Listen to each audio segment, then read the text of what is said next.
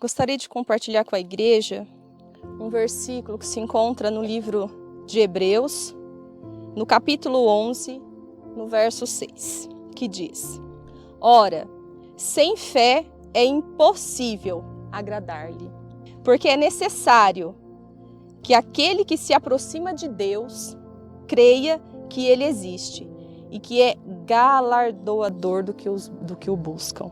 Amém? Hoje, novamente, irmãos, eu gostaria de falar para os irmãos acerca da fé. E muitas vezes, assim, nossa, mas de novo, sempre, porque nós temos que caminhar de fé em fé. A Bíblia, ela nos ensina que a fé, ela vem do ouvir, e ouvir a palavra de Deus. Por isso, o seu agir na nossa vida, ele deve ser constante. O que mantém a nossa fé viva é a constância com que a praticamos, pois já aprendemos que devemos escutar e praticar com sabedoria. Glórias a Deus. E se não tivermos, irmãos, a fé do tamanho de um grão de mostarda, nos tornaremos o que diz no livro de Efésios, no capítulo 4, no verso 14. Para que não sejamos mais meninos inconstantes, levados em roda por todo vento de doutrina, pelo engano dos homens que com astúcia enganam fraudulosamente. Precisamos tomar muito cuidado, porque a Bíblia diz que nos finais dos tempos haveriam muitos falsos profetas. E os nossos ouvidos e os nossos olhos, eles precisam estar atentos. E os nossos olhos e ouvidos, eles só podem estar atentos se nos alimentarmos da palavra, do pão. Como diz em João 8:3-2, conhecereis a verdade e a verdade vos libertará. Então, se nós tivermos a fé do tamanho de um grão de mostarda e nós formos alimentados constantemente pelo pão, que é a palavra do Senhor, essa palavra que é viva e eficaz, nós jamais seremos enganados, porque nós conheceremos a verdade e ela vai nos libertar. Temos que caminhar como nós já aprendemos, de fé em fé, ofertando a Deus os sacrifícios que o agradam, como praticado por Abraão, pois do que o Senhor havia lhe dado, ele estava devolvendo ao Senhor. Deus havia dado, Deus havia pedido. Então, daquilo que o Senhor nos dá, nós devolvemos a Ele. Porque tudo é dele, por Ele e para Ele, como nós já aprendemos.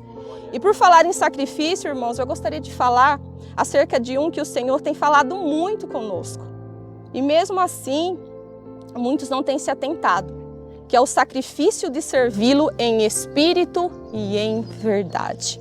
Mateus 9:37, na parte B, vai dizer: a seara é realmente grande, mas poucos os ceifeiros.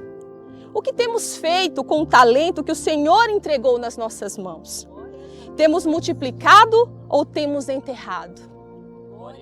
Muitos dizem ter medo, vergonha, mas quero um conselho: dê o primeiro passo, um passo de coragem, e deixa Deus te usar como lhe apraz. Glórias a Deus. O Senhor, irmãos, Ele não procura pessoas eloquentes, nem bons oradores, mas aqueles que se dispõem a adorá-lo e a buscá-lo em espírito e em verdade. O Senhor, Ele não escolhe os capacitados, mas Ele capacita os seus escolhidos. Glórias a Deus. Abra a boca e o demais Ele fará. Aleluias. E se no começo, irmãos, o teu sacrifício, nosso sacrifício não for um cordeiro, como ofereceu Abraão, ofereça 2 rolinhas, como José e Maria fez ao apresentar Jesus. Mas não retenha, irmãos, o que Ele tem colocado nas suas mãos. Comece, marche, medite, coloque tudo nas mãos do Senhor. E o demais Ele vai fazer. O Senhor, irmão, muitas vezes, quando Ele nos chama para algo, muitas vezes a gente fala assim: puxa vida, antes de eu conhecer a Jesus, minha vida era de uma maneira. Depois que o Senhor me chamou e eu decidi viver o propósito, muitas coisas sobreveio sobre a minha vida. É o que nós chamamos das situações adversas. Mas elas vêm na nossa vida justamente para que a gente tenha a convicção de que Deus ele só nos prova para que nós sejamos aprovados. As situações adversas elas só vêm para nos deixar com convicção daquilo que o Senhor quer que nós venhamos a fazer por Ele. Deus já colocou muitos talentos na mão de muitos aqui. E o Senhor tem falado e muitos não têm se atentado. Se a gente fosse olhar para as circunstâncias, Davi não teria vencido Golias. Porque as pessoas olharam para Davi e viu nele ali um rapaz baixinho diante de um gigante. Davi era o menor da casa de seu pai, mas se tornou um homem segundo o coração de Deus, porque ele tinha a certeza e a convicção que Deus era com ele. Samuel era o menor da casa de Eucana, mas foi o único juiz, sacerdote e profeta. Então, não retém aquilo, que eu não sei para quem que é. Primeiro o Senhor fala conosco, né? A gente sempre aprende que a palavra ela é uma espada que corta para os dois lados. E todas as vezes que o Senhor entregou algo nas minhas mãos, e muitas vezes eu falei, mas Senhor, mas por que a mim? O Senhor falou assim, só vai. Só vai. Então, irmãos, entregue o seu talento nas mãos do Senhor e multiplique aquilo que Ele colocou nas tuas mãos. Certa feita eu ouvi uma frase, e essa frase eu trago para a minha vida todas as vezes que o Senhor me pede algo. Eu gostaria de compartilhar essa frase com a igreja. Que diz assim, ó, meus limites são só meus. Eles não são nada para Deus. E assim eu agradeço a minha oportunidade em nome do Senhor Jesus. Glórias a Deus, irmãos. Irmãos, eu quero falar um pouquinho de fé. Se tem uma coisa que Deus tem falado conosco nos últimos tempos é sobre... Começou na visão e sonhos que Ele deu para a tua profetisa. Lembra que na visão falava, ó, se tiver a fé do tamanho do quê? De um grão de mostarda. E a nossa irmã acabou de dizer que a fé vem pelo quê? E ouvir o quê? E Deus, quando Ele fala conosco, Ele usa de 3 ferramentas. Então Deus fala conosco em profecia, e a profecia, Ele pode levantar alguém no dom de profecia, mas quando a gente está pregando a palavra é a palavra da profecia. Ele fala conosco em sonhos e fala conosco o quê? Em visões. Pois bem, irmãos, aí eu olho, tu que está enfermo, quem é que falou para você que você está enfermo? Foi o médico? Ou foi a profecia de Deus? Foi o diagnóstico de um biomédico? Ou foi o sonho e a visão de Deus? Ei, irmãos, pelo amor de Deus, Deus chamou a gente para beber do cálice de Cristo e não do cálice de demônios. O cálice de Cristo é, se Cristo falar que a gente vai ficar doente ou a gente está doente, pronto, Ele é quem disse. E quando Ele faz algo para a glória de quem? E por que eu bebo desse cálice? Por que eu aceito na minha vida esse diagnóstico? Por que eu aceito na minha vida a voz que não veio da profecia, não veio do sonho, não veio da visão? Sou ovelha? Porque ovelha ouve a voz do seu Senhor e o quê? Sabe esse decreto que tu olha na tua vida, né? E fica soprando, acabou, já era, morreu, não tem mais jeito. Quem disse? Glória a Deus. Irmãos, quando eu olho para as igrejas de Apocalipse, presta atenção. Uma examinava a circunstância e dizia assim, ó, esse tenho vida. Jesus olhava para ela e fala, você está morta. A outra examinava o cenário dela e falava assim, ó, rica estou. O Senhor olhava para ela e fala, tu não passa de pobre, miserável e nu. A outra olhava para ela e falava, Senhor, eu sou pobre. Deus olhava para ela e falava, você é o quê? É rica. Eu te pergunto, quem é o dono do diagnóstico? Ovelha ouve a voz de quem? E o nosso pastor é o Cristo. E ele falou que ele ia para o Pai, mas enviaria quem? O Consolador. E o Consolador, quando desce na terra, ele desce para falar em sonhos, visões e profecia. Liga a TV lá, quem que está falando lá, irmãos? É sonho, visão e profecia? Quem disse aquilo de nós que é verdade? Aí eu ando, você sabe por qual fé? Pela fé? Errado.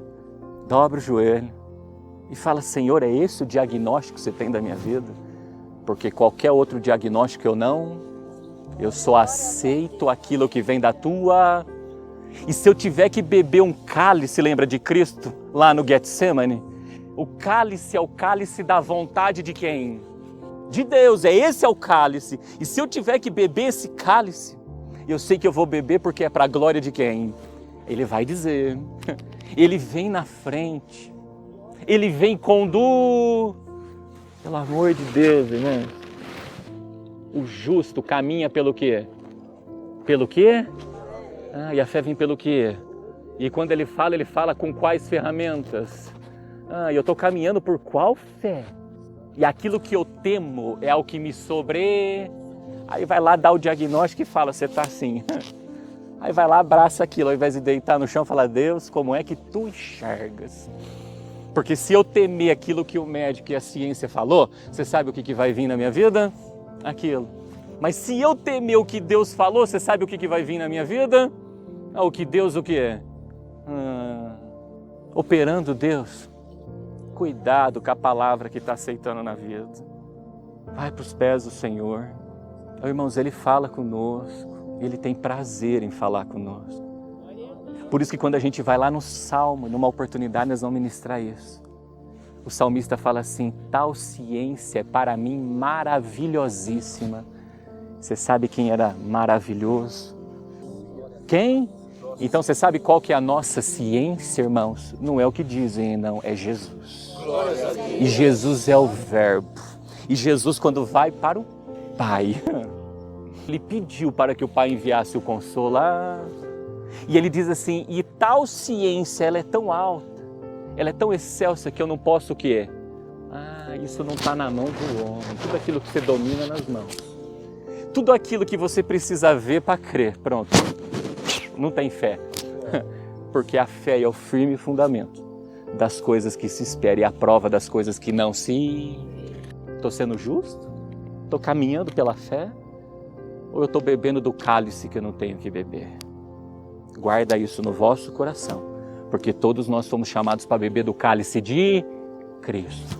Se Ele querer que eu padeço daquilo para a glória do nome dEle, que assim seja. Mas vai ser Ele que vai me falar. Vai ser Ele quem vai determinar. Tudo que o resto vir determinar na minha vida, não temerei. Porque o princípio da sabedoria é o temor a quem? Se eu temer aquilo que não veio de Deus, eu não fui sábio, mas fui o quê? Tolo. Eu não edifiquei, mas eu destruí a minha casa. Amém, meus amados? Glórias a Deus.